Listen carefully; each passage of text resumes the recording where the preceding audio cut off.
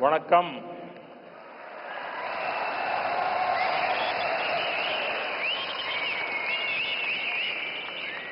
मंच पर विराजमान तमिलनाडु के राज्यपाल आर.एन. रवि जी, केंद्रीय मंत्रिमंडल में मेरे साथी एल. मुरुगन जी, तमिलनाडु एग्रीकल्चर यूनिवर्सिटी के पूर्व कुलपति डॉक्टर के. रामासामी जी, अलग अलग कृषि संगठनों से आए गणमान्य सभी महानुभाव, अन्य उपस्थित जनप्रतिनिधिगण, मेरे प्यारे किसान भाइयों और बहनों और देश भर में डिजिटल टेक्नोलॉजी के माध्यम से लाखों किसान हमारे साथ जुड़े हुए हैं। मैं यहां से उनको भी वणक्कम कहता हूं, नमस्कार में करीब करीब 1 घंटा देरी हो गई क्योंकि मैं आज पुट्टपर्ती में सत्य साईं बाबा के कार्यक्रम में था, लेकिन वहां कार्यक्रम थोड़ा लंबा चल गया तो मुझे आने में विलंब हुआ। आप सबको जो असुविधा हुई, देश भर में मैं देख रहा हूं काफी लोग बैठे हैं, इसके लिए मैं आप सबकी क्षमा मांगता हूं। மேடையில் வீற்றிருக்கும் தமிழ்நாட்டின் ஆளுநர் ஆர்.என். ரவி அவர்களே, மத்திய அமைச்சரவையின் என்னுடைய சகாவான எல். முருகன் அவர்களே, தமிழ்நாட்டின் வேளாண் பல்கலைக்கழகத்தின் முன்னாள் துணைவேந்தர் முனைவர் கே. ராமசாமி அவர்களே, பல்வேறு விவசாய அமைப்புகளை சார்ந்த மதிப்பிற்குரிய மக்களே, வந்திருக்கின்ற மக்கள் பிரதிநிதிகளே, சகோதர சகோதரிகளே, வணக்கம். வணக்கம் உங்களுக்கு மட்டுமல்ல, இங்கு டிஜிட்டல் வழியாக பல்வேறு விவசாயிகள், நாட்டு மக்கள் எல்லோரும் இதை கண்டுகொண்டிருக்கின்றார்கள். அவர்களுக்கும் இந்த நாட்டு மக்களுக்கும் என்னுடைய நல்வணக்கங்களை தெரிவித்துக் கொள்கிறேன். மேலும் உரையை துவங்குவதற்கு முன்பாக உங்கள் அனைவரிடமும் சரி, நாட்டு மக்களிடமும் சரி, குறிப்பாக விவசாயிகளிடம் நான் என்னுடைய மன்னிப்பை கோர விரும்புகின்றேன். தவிர்க்க இயலாத ஒரு நிலையாக புட்டபர்த்தியிலே எனக்கு சற்று கால தாமதம் ஆகியபடியால் இங்கே உங்களை தாமசிக்க வேண்டி வந்திருக்கிறது. அதற்காகவும் உங்கள் மன்னிப்பினை நான் கோருகின்றேன். मैं जब पांडियन जी का भाषण सुन रहा था, मुझे लग रहा था अच्छा होता किसी ने मुझे बचपन में तमिल सिखाई होती तो मैं आज उस स्पीच का इतना आनंद ले सकता था, लेकिन मुझे वो सौभाग्य नहीं मिला। लेकिन जो कुछ मैं समझ पा रहा था, वो जलीकुट्टे की बात कर रहे थे, वे कोविड के समय जो कठिनाइयां हुई उसकी चर्चा कर रहे, भावना को पूरी तरह आत्मसात कर रहा था, मैं अनुभव कर रहा था और मेरे लिए बहुत अच्छा पल था ये। நான் ஒரு முக்கியமான ஒரு விஷயத்தை உங்கள் முன்பாக பகிர விரும்புகின்றேன்.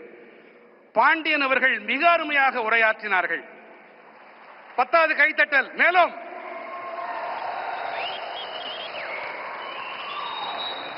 அவருடைய உரையை தமிழிலே இருந்ததால் என்னால் முழுமையாக புரிந்து கொள்ள முடியவில்லை. சிறுவயதில் நான் தமிழையும் கற்றிருக்கலாமே என்று அடிக்கடி நினைப்பதுண்டு. இன்று பாண்டியன் அவர்களுடைய உணர்வு மயமான இந்த உரை அந்த முழுமையாக அதை புரிந்து கொள்ள முடியவில்லை என்றாலும் அந்த உணர்வு என்னை தொட்டது. மாண்புமிகு ஆளுநர் ரவி ஐயா அவர்களிடம் நான் விண்ணப்பித்திருக்கிறேன். பாண்டியன் அவர்கள் ஐயாவுடைய உரையை அதனை ஹிந்தி மொழியிலே அல்லது ஆங்கிலத்திலே மொழியாக்கம் செய்து எனக்கு தெரிவித்துக் கொடுக்குமாறு அவரிடம் விண்ணப்பித்திருக்கிறேன். जब मैं यहां मंच में आया तो मैं देख रहा था काफी किसान भाई बहन वो अपना गमछा घुमा रहे थे, तो मुझे लग रहा था कि बिहार की हवा मेरे आने से पहले पहुंच गई है। நான் இங்கே மேடையிலே வந்தபோது பல விவசாய வேளாண் குடிமக்கள் தங்களுடைய மேல் துண்டை அவர்கள் சுழற்றிக் கொண்டிருந்தார்கள். பீகாருடைய காற்று இங்கேயும் வீசுகிறதோ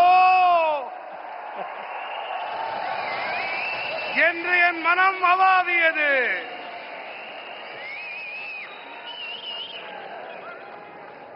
मेरे किसान भाई बहनों,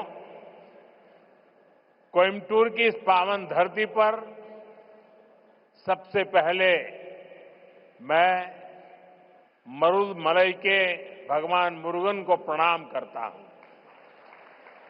कोयम्बटूर कल्चर, कंपैशन और क्रिएटिविटी की भूमि है।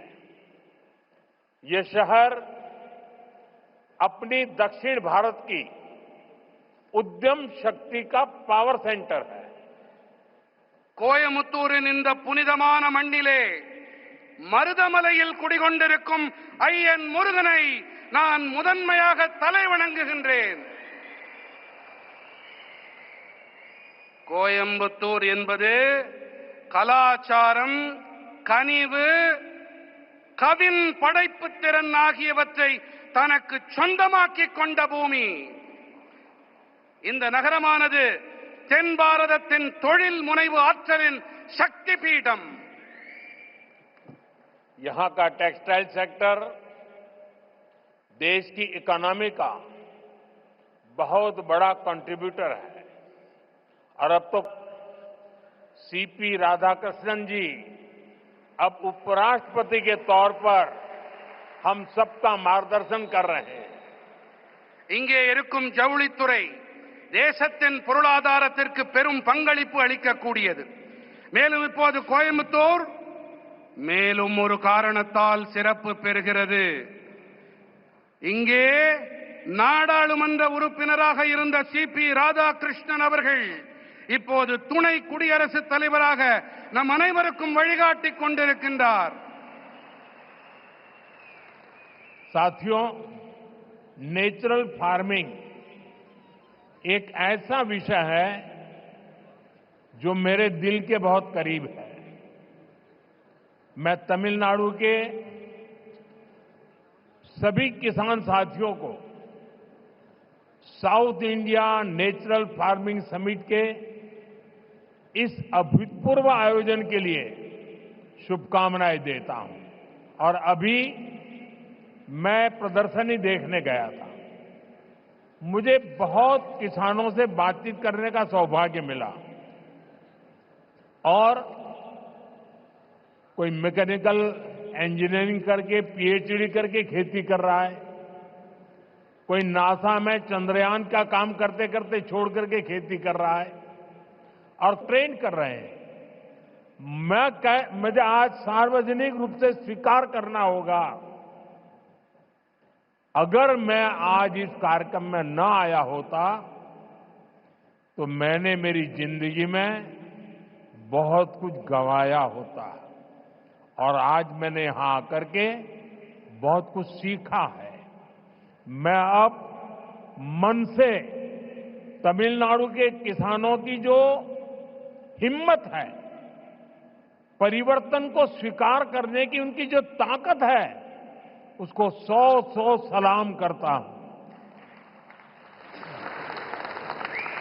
நண்பர்களே, இயற்கை விவசாயம் என்பது விசேஷமான ஒன்று. இது என் இதயத்துக்கு மிகவும் நெருக்கமானது. நான் தமிழ்நாட்டின் அனைத்து வேளாண் குடிமக்களுக்கும் நண்பர்களுக்கும் தென்னிந்திய இயற்கை விவசாய மாநாட்டின் பொருட்டு என் மனம் கனிந்த நல்வாழ்த்துக்களை தெரிவித்துக் கொள்கிறேன். அடுத்ததாக இங்கே மேடைக்கு வருவதற்கு முன்பாக நான் அங்கே காட்சிப்படுத்தப்பட்டிருக்கும் பல்வேறு அரங்குகளை சென்று பார்த்தேன். ஒருவர் இயந்திர பொறியியலில் முனைவர் பட்டம் பெற்ற பிறகு விவசாயத்திற்கு வந்திருக்கிறார். ஒருவர் இஸ்ரோவை விட்டுவிட்டு அந்த வேலையை விட்டுவிட்டு இங்கே வேளாண் தொழிலை புரிய வந்திருக்கின்றார். இவர்களுடைய இந்த பணி கருத்தூக்கம் அளிக்க வல்லது. இவர்கள் மட்டும் கருத்தூக்கம் தங்களுக்கு அளித்துக் கொள்ளவில்லை. ஒருவேளை நான் இங்கே வாராது போயிருந்தால் நான் பல விஷயங்களை தெரிந்து கொள்ளாமல் போயிருப்பேன். என்னுடைய கற்றல் குறைந்து போயிருக்கும். இந்த வேளையிலே நான் தமிழ்நாட்டின் வேளாண் பெருமக்களுக்கு என்னுடைய மனம் நிறைந்த பாராட்டுக்களை உங்களுடைய துணிச்சலுக்காக காணிக்கையாக்குகின்றேன். यहाँ किसान भाई बहन, एग्रीकल्चर साइंटिस्ट, इंडस्ट्री से जुड़े साथी, स्टार्टअप और इनोवेटर्स सब एक साथ जुटे हैं. मैं आप सब बहुत अभिनंदन करता हूं. இங்கே வேளாண் சகோதர சகோதரிகளும், விவசாய அறிவியலாளர்களும், தொழில்துறையோடு இணைந்த நண்பர்களும், ஸ்டார்ட் அப்புகளும், புதுமைகள் கண்டுபிடிப்பாளர்களும் ஒன்றாக இணைந்திருக்கின்றார்கள். நான் உங்கள் அனைவருக்கும் என் வாழ்த்துக்களை தெரிவித்துக் கொள்ளுகின்றேன். साथियों, आने वाले वर्षों में मैं भारत की खेती में कई बड़े बदलाव होते देख रहा हूं. भारत नेचुरल फार्मिंग का ग्लोबल हब बनने के रास्ते पर भी अब एग्रीकल्चर को एक मॉडर्न स्केलेबल अपॉर्चुनिटी के रूप में देख रहे हैं. इससे देश की रूरल इकोनॉमी को बहुत बड़ी ताकत मिलने जा रही है. நண்பர்களே, வரவிருக்கின்ற ஆண்டுகளிலே பாரதத்தின் வேளாண் துறையில் பல பெரிய மாறுதல்கள் ஏற்படவிருப்பதை நான் காண்கின்றேன். பாரதம் இயற்கை விவசாயத்தின் உலகளாவிய மையப்புள்ளியாக ஆகும் பாதையிலே பயணிக்க தொடங்கி இருக்கின்றது. நம்முடைய உயிரி பன்முகத்தன்மை ஒரு புதிய வடிவத்தை எடுத்து வருகின்றது. தேசத்தின் இளைஞர்களும் கூட இப்போது விவசாயத்தை நவீனமானதாகவும் அளவிடக்கூடிய சந்தர்ப்பமாகவும் காணத் தொடங்கி இருக்கின்றார்கள். முக்கியமாக இதனால் ஊரக பகுதி பொருளாதாரம் மேம்படும் என்பதை அறுதியிட்டு என்னால் சொல்ல முடியும். मेरे किसान भाई बहनों, बीते 11 वर्षों में देश के पूरे कृषि सेक्टर में बहुत बड़ा परिवर्तन हुआ है. हमारा एग्रीकल्चरल एक्सपोर्ट करीब 2 गुना हुआ है. खेती को आधुनिक बनाने के लिए सरकार ने किसानों को मदद देने का हर रास्ता खोला है. நண்பரும் விவசாயிகளுக்கு உதவி புரிய தேவையான அனைத்து வழிகளையும் திறந்து விட்டிருக்கின்றது. किसान क्रेडिट कार्ड अकेले केसीसी से ही इस साल किसानों को 10 लाख करोड़ रुपए से ज्यादा की मदद दी गई है. ये 10 लाख करोड़ आंकड़ा बहुत बड़ा है. 7 साल पहले पशुपालकों और मछली पालकों को केसीसी की सुविधा मिलने के बाद वो भी इसका जमकर लाभ उठा रहे हैं. बायो फर्टिलाइजर पर जीएसटी कम होने से भी किसानों को बहुत फायदा हुआ है. விவசாயிகள் கடன் அட்டை மூலமாக மட்டுமே இந்த ஆண்டு விவசாயிகளுக்கு 10,000 கோடி ரூபாய்க்கும் அதிகமான உதவிகள் அளிக்கப்பட்டிருக்கின்றன. இந்த விவசாய கடன் அட்டை வசதி கிடைத்த பிறகு அவர்களும் கூட இதனால் நிறைவான பலன்களை பெற்று வருகின்றார்கள். உயிரி உரங்கள் மீதான ஜிஎஸ்டி வரியை குறைக்கப்பட்டதாலும் விவசாயிகளுக்கு அதிக ஆதாயங்கள் கிடைத்திருக்கின்றன. साथियों, अभी कुछ ही देर पहले इसी मंच से हमने देश के किसानों को पीएम किसान सम्मान निधि की अगली किस्त जारी की है. देश के कोने कोने में किसानों को 18,000 करोड़ रुपए ट्रांसफर हुए हैं. यहां तमिलनाडु के भी लाखों किसानों के खाते में पीएम किसान सम्मान निधि के पैसे पहुंचे हैं. நண்பர்களே, இப்போது சற்று நேரம் முன்பாக இந்த மேடையிலிருந்து தேசத்தின் விவசாயிகளுக்கு பிரதம மந்திரி விவசாயிகள் கௌரவ கொடையின் அடுத்த தவணை கொண்டு சேர்க்கப்பட்டது. 18,000 கோடி ரூபாய் பரிமாற்றம் செய்யப்பட்டிருக்கின்றது. இங்கே தமிழ்நாட்டிலும் கூட பல லட்சம் விவசாயிகளின் வங்கிக் கணக்குகளிலும் பிரதம மந்திரி விவசாயிகள் கௌரவ கொடை அளிக்கப்பட்டிருக்கிறது. साथियों, अब तक इस योजना के तहत देश के छोटे किसानों को 4 लाख करोड़ रुपए की राशि सीधे उनके बैंक खाते में भेजी जा चुकी है। ये राशि किसानों के खेती से जुड़े अनेक कामों को पूरा करने का माध्यम बनी है। ये लाभार्थी करोड़ों किसान भाई बहनों को बहुत बहुत शुभकामनाएं देता हूं। நண்பர்களே, இதுவரை இந்த திட்டத்திற்கு உட்பட்டு தேசத்தின் சிறு விவசாயிகளுக்கு 4 லட்சம் கோடி ரூபாய் தொகை நேரடியாக அவர்களுடைய வங்கிக் கணக்குகளிலே செலுத்தப்பட்டாகிவிட்டது. இந்த தொகை விவசாயத்தோடு தொடர்புடைய பல்வேறு பணிகளை நிறைவேற்றிக் கொள்ளும் சாதனமாக விவசாயிகளுக்கு பயனளிக்கிறது. இந்த திட்டத்தால் பயனடைந்த கோடிக்கணக்கான விவசாயிகளுக்கு நான் என் நல்வாழ்த்துக்களை தெரிவித்துக் கொள்ளுகின்றேன். वहां पीछे 2 बालिकाएं प्ले कार्ड लेकर कब से खड़ी है, हाथ उनके थक जाएंगे। मैं सिक्योरिटी के लोगों से कहूंगा कि वो लेकर के, शायद मेरे लिए लेके आई हैं, वो लेकर के मुझे दे दीजिए और आपका जो कुछ भी मैसेज होगा मैं उसको बड़ी गंभीरता से लूंगा। அங்கே கூட்டத்திலே ஒரு சிறுவன் கையிலே ஒரு பதாகையை ஏந்தி கொண்டிருக்கின்றான். அந்த குழந்தையிடமிருந்து பாதுகாப்பு அமைப்பைச் சேர்ந்தவர்கள் அவர்கள் அந்த பதாகையை வாங்கிக் கொண்டு வாருங்கள். கண்ணா, அதுல என்ன எழுதி இருக்கோ அதை நான் சீரியஸா எடுத்துக்கிறேன், அத கருத்துல கொள்றேன் அப்படிங்கறத நான் தெரிவிச்சுக்கிறேன். उसको जरा कलेक्ट करके मेरे पास पहुंचा दीजिए. அதை யாராவது கொஞ்சம் சேகரிச்சிட்டு இங்க கொண்டு வாங்க. साथियों, थैंक यू बेटा, आप कब से हाथ ऊपर करके खड़े थे. साथियों, கண்ணா ரொம்ப நேரமா கைய அதை தூக்கிட்டே நின்னுட்டு இருந்த, ரொம்ப ரொம்ப நன்றி உனக்கு. साथियों, नेचुरल फार्मिंग का विस्तार आज 21वीं सदी की कृषि की मांग है. बीते कुछ सालों में मांग बढ़ने के कारण खेतों में एग्रीकल्चर से जुड़े कई सेक्टर्स में केमिकल्स का इस्तेमाल तेजी से बढ़ा है. நண்பர்களே, இயற்கை வேளாண்மையின் விரிவாக்கம் என்பது இன்று 21ஆம் நூற்றாண்டு வேளாண்மையின் தேவை. கடந்த சில ஆண்டுகளிலே தேவையின் அதிகரிப்பு காரணத்தாலே வயல்களிலே விவசாயத்தோடு தொடர்புடைய பல துறைகளிலே ரசாயனங்களின் பயன்பாடு விரைவாக அதிகரித்து வருகின்றது.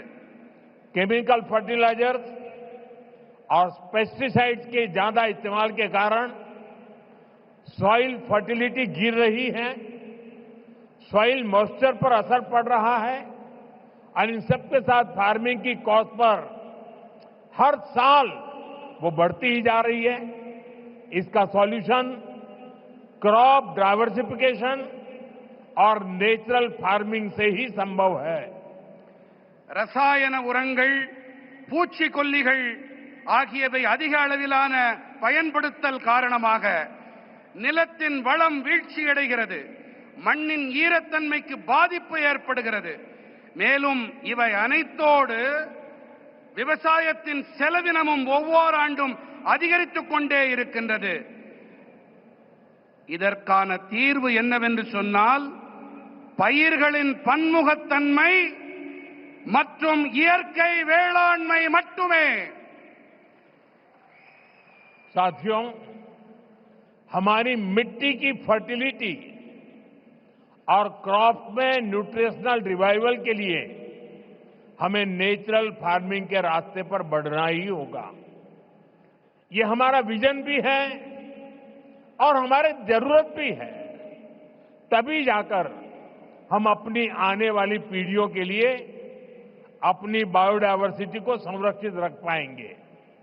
நண்பர்களே, நம்முடைய மண்ணின் வளத்தை பொருட்டும் பயிர்களின் ஊட்டச்சத்தின் மீள் உயிர்ப்பின் பொருட்டும் நாம் இயற்கை வேளாண்மை பாதையிலே முன்னேறியே ஆக வேண்டும்.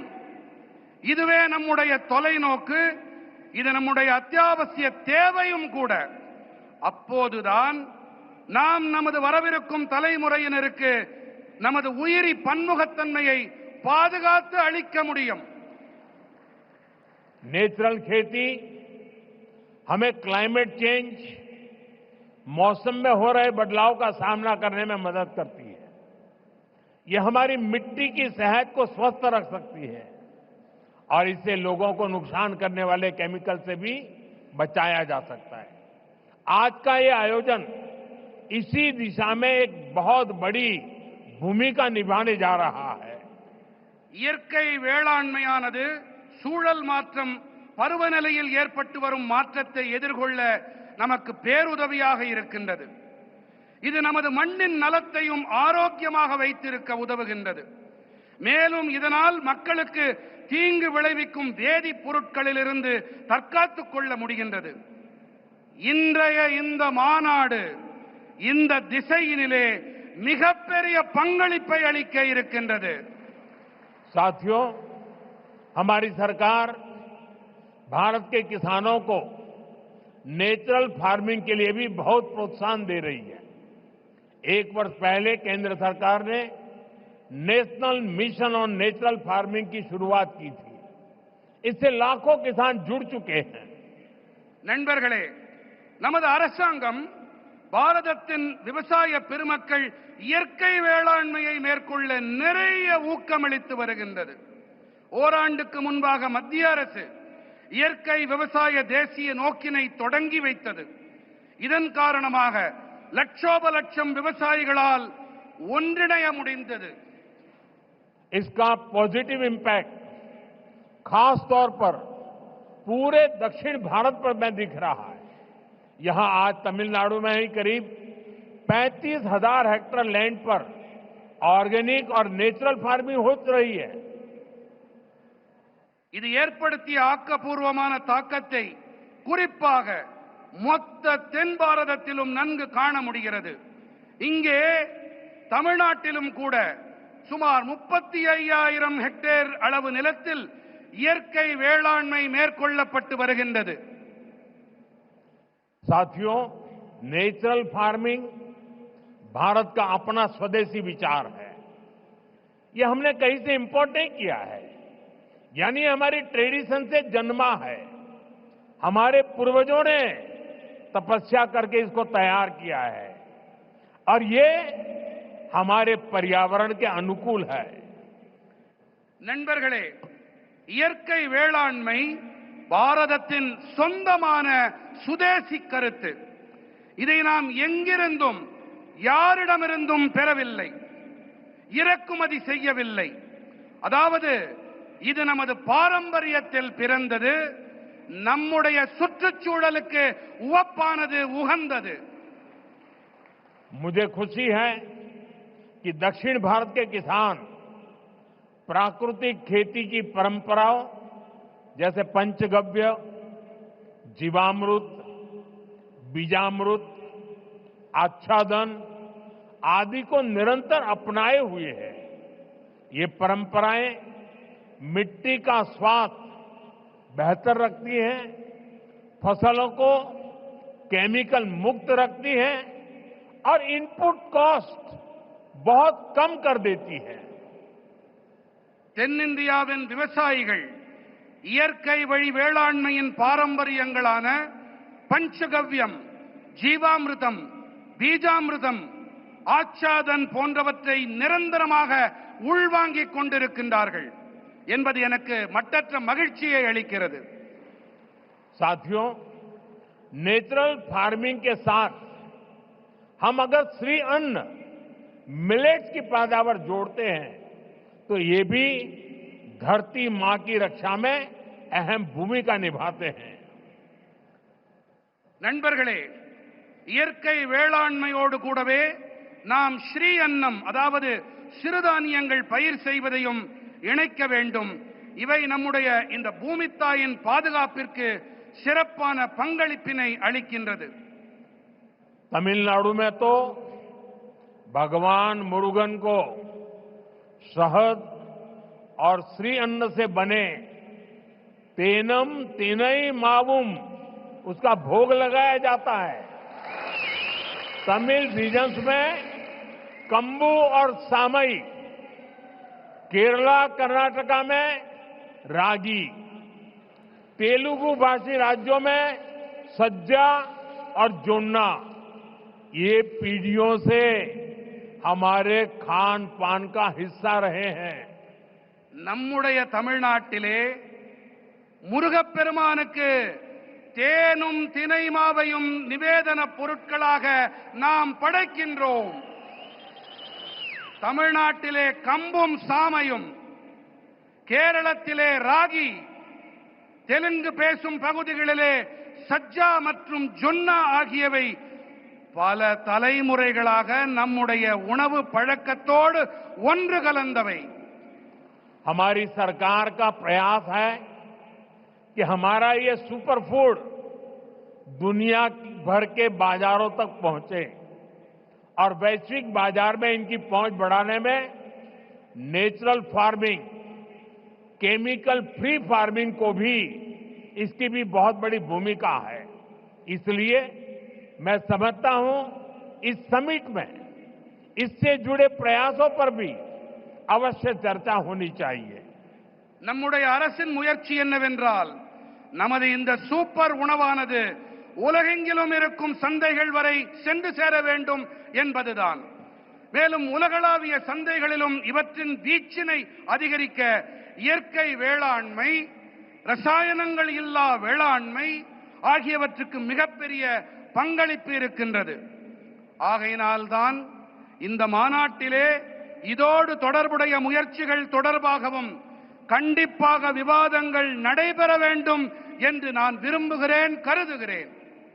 साथियों, मेरा एक आग्रह मोनोकल्चर के बजाय मल्टी कल्चर कृषि का भी रहा है।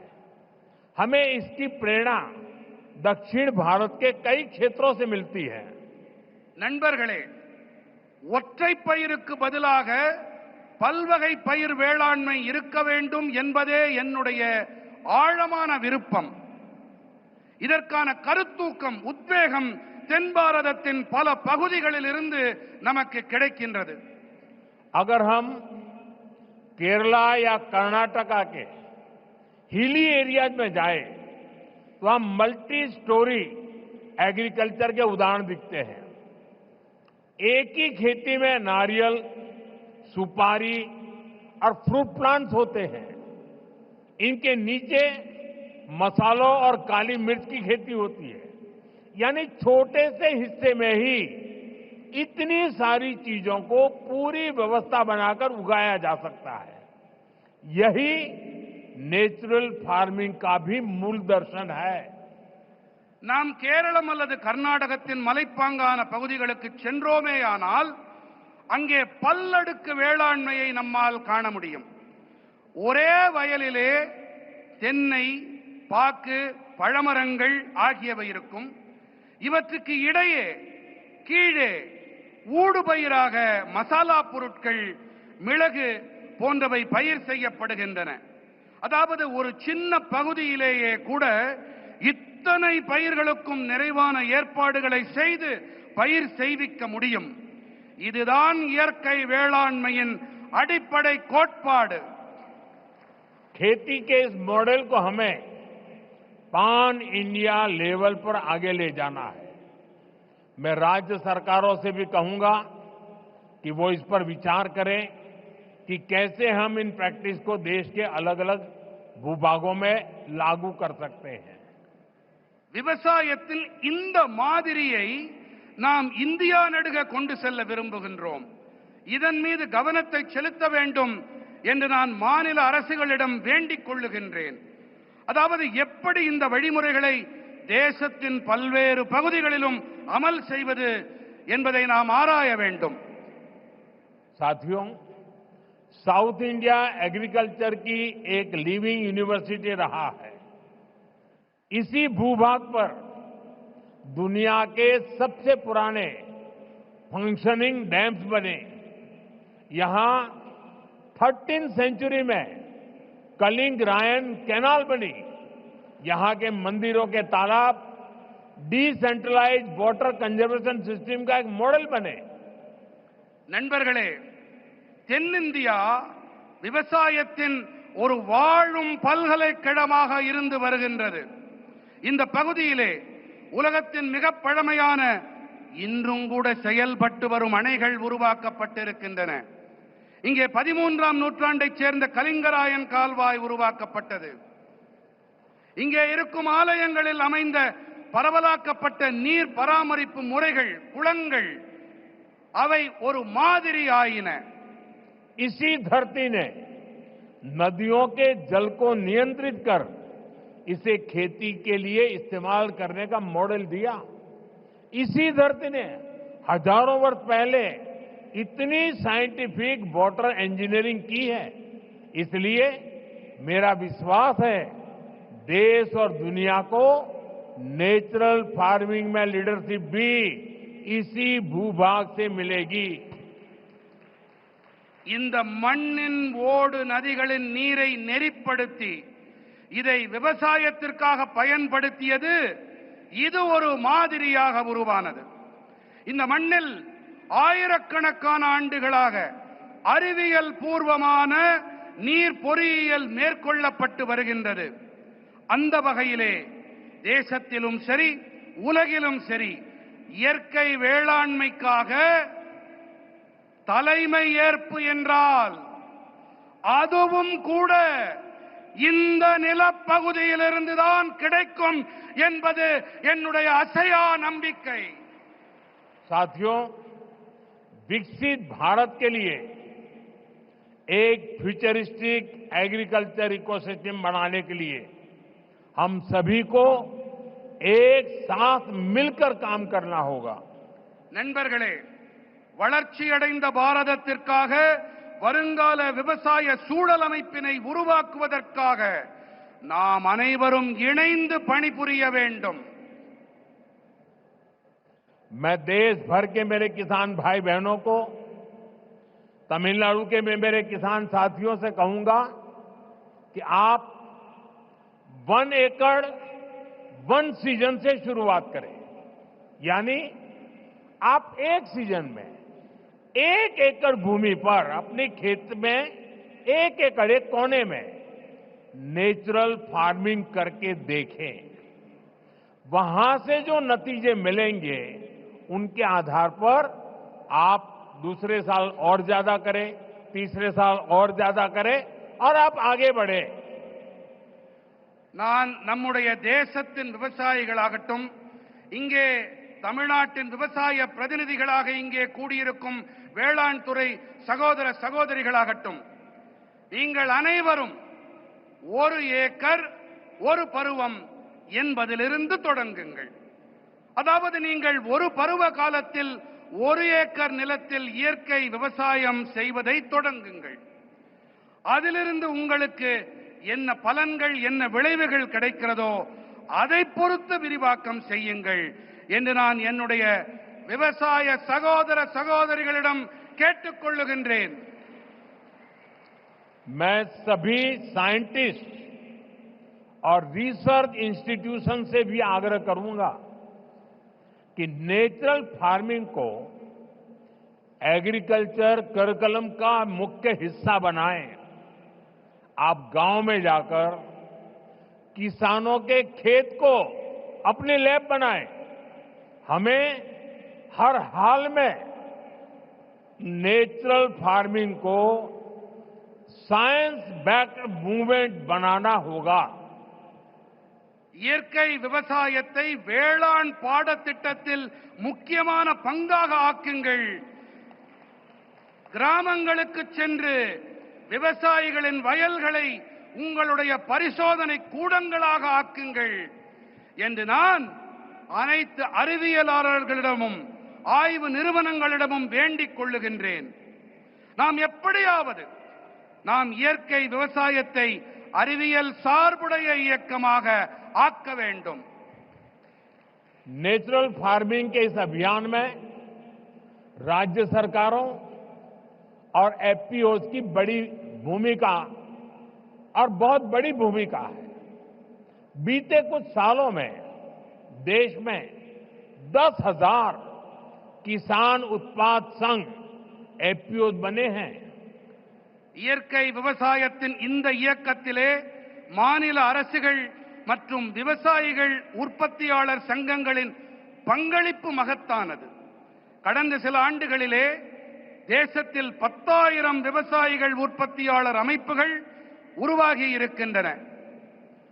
एफपीओ के सहयोग से हम किसानों के छोटे छोटे समूह क्लस्टर्स बनाए, वहीं पर सफाई, पैकिंग, प्रोसेसिंग की सुविधा दें और इनेम जैसे ऑनलाइन बाजार से सीधे जोड़े.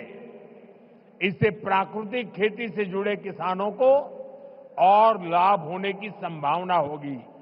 விவசாயிகள் உற்பத்தியாளர்கள் சங்கங்களின் உதவியோடு நாம் விவசாயிகளின் சின்ன சின்ன குழுக்களை உருவாக்கி இருக்கின்றோம். அவர்களுக்கு சுத்தப்படுத்தல், பேக்கிங், பதப்படுத்தல் வசதிகளை செய்து தர வேண்டும். மின்னணு சந்தை போன்ற இணையவழி சந்தைகளோடு நேரடியாக இணைக்க வேண்டும். இதன் வாயிலாக இயற்கை வேளாண்மையோடு இணைந்த விவசாயிகளுக்கு மேலும் லாபம் கிடைக்கும் சாத்தியக்கூறுகள் உண்டாகும். जब हमारे किसान का पारंपरिक ज्ञान, विज्ञान की ताकत और सरकार का समर्थन तीनों जुड़ जाते हैं तो किसान भी समृद्ध होगा और हमारी धरती मां भी स्वस्थ रहेगी. நமது விவசாயிகளின் பாரம்பரியமான ஞானம், அறிவியலின் பலம், அரசாங்கத்தின் ஆதரவு ஆகிய இந்த மூன்றும் இணையும் போது விவசாயிகளும் வளம் பெறுவார்கள், தன்னிறைவு அடைவார்கள். அதோடு கூடவே நம்முடைய பூமி தாயும் ஆரோக்கியமாக இருக்கின்றாள். साथियों, मेरा पक्का विश्वास है ये समिट और खास करके हमारे किसान भाई बहनों ने जो नेतृत्व दिया है, इस समिट से देश में नेचुरल फार्मिंग को एक नई दिशा मिलने वाली है. यहां से नए आइडियाज, नए सॉल्यूशंस निकलेंगे. इसी उम्मीद के साथ मैं आप सभी को फिर से बहुत बहुत शुभकामनाएं देता हूं. बहुत बहुत धन्यवाद. எனக்கு ஒரு நம்பிக்கை இருக்கின்றது, மிகப்பெரிய நம்பிக்கை. அது என்னவென்று சொன்னால், இங்கே ஆர்வத்தோடு இந்த மாநாட்டிலே பங்கெடுப்பதற்காக வந்திருக்கும் வேளாண் பெருமக்களும் சரி, உங்களுக்கு தலைமை ஏற்று நடத்தி கொண்டிருக்கும் இந்த தகைமையாளர்களும் சரி, இவர்கள் காரணமாக இந்த மாநாடு தேசத்தின் இயற்கை வேளாண்மைக்கு ஒரு புதிய திசையை காட்டும். இங்கிருந்து உருவாகும் புதிய கருத்துக்கள், எண்ணங்கள் மூலமாக புதிய தீர்வுகள் பிறக்கும். இந்த நம்பிக்கையோடு உங்கள் அனைவருக்கும் பல பல நல்வாழ்த்துக்களை தெரிவித்துக் கொள்கிறேன். நன்றி. मेरे साथ बोले भारत माता की, भारत माता की, भारत माता की. बहुत बहुत धन्यवाद.